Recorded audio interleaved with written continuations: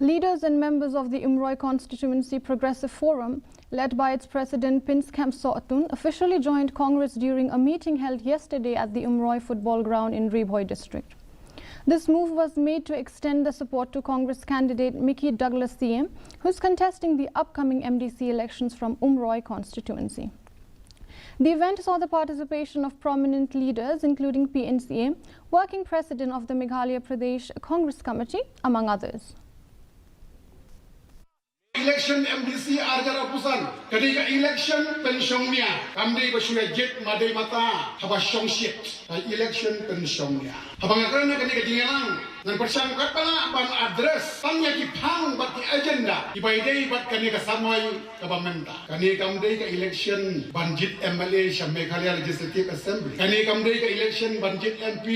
Lok Sabha kenika election jit MDC Shaki HADC kani ke jammet kalong ko por ko kodore kalong ko por ko ba phintip pajba yake ke baro hakabidei bat kani ke Ucpf ko jongi ka jimi jong kani ke Ucpf hangne pomroi constituency kalong hadin bengle sharem no hak election arajaro pulai naga parti TMC kum ka jing ta song ngi ke kunhun ni thau ye kani ke kunhun ko thmai wat ladang sharem re him kwa ko jing dei kan tukut him kwa